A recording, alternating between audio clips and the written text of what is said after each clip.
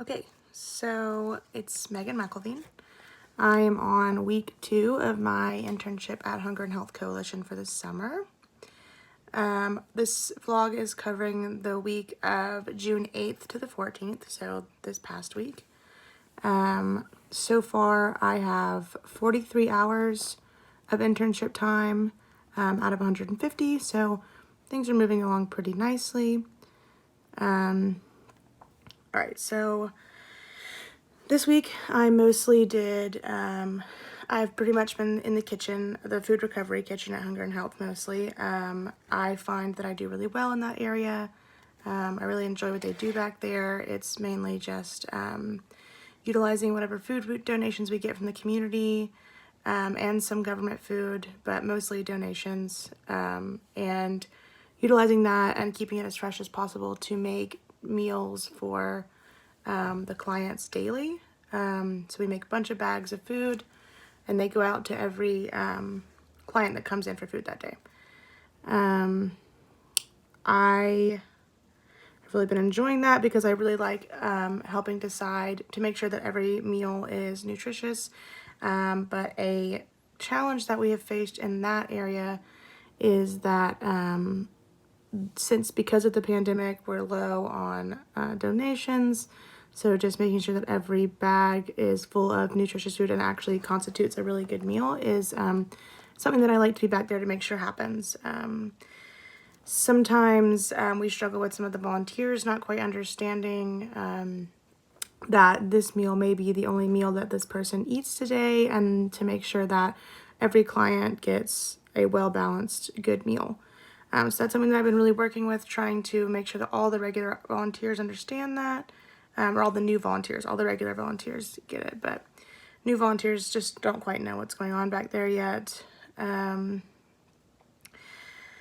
thing I did this week was I worked in the market with the fresh produce and fresh bread area.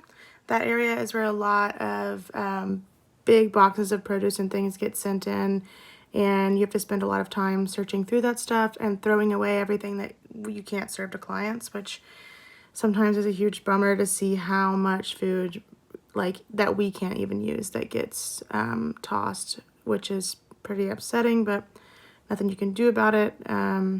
They've actually several times this week, Hunger and Health paid money to have fresh produce and things come to them, and when it came, it was just a box full of rotten apples, which really sucks. So that was challenging. One of my learning goals that I feel like I've been exposed more so to is developing my communication skills more.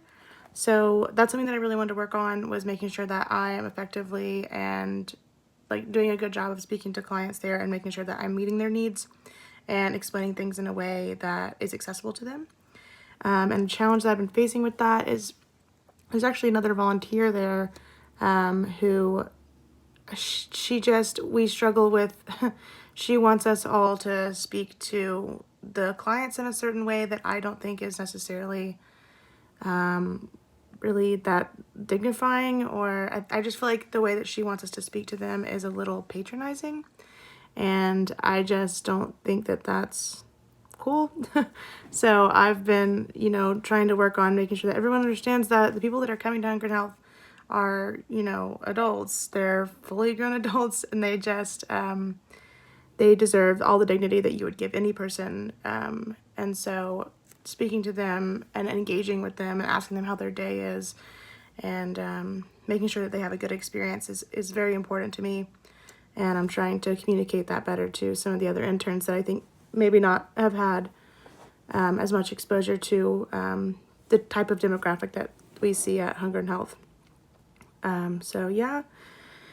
Other one of my learning goals that I've been touching on a little bit is understanding rural Appalachian poverty a little bit more. I've learned that at Hunger and Health, they put a lot of emphasis on making sure that we try to get out as many foods that people in this area are comfortable cooking, like root vegetables and things that mountain people have more exposure to, and trying to limit the amount of things that they aren't quite as familiar with, because then they may not be as inclined to cook them or really know how to cook new sorts of produce and things like that. So this week we got in a big shipment of parsnips, and that was a really exciting thing. A lot of the clients really like parsnips, and they're really familiar with them. So yeah, just trying to focus on the types of produce that are native to this area and that these people around here have familiarity with. But yeah, that's pretty much it for this week. I'm excited for next week, and bye-bye.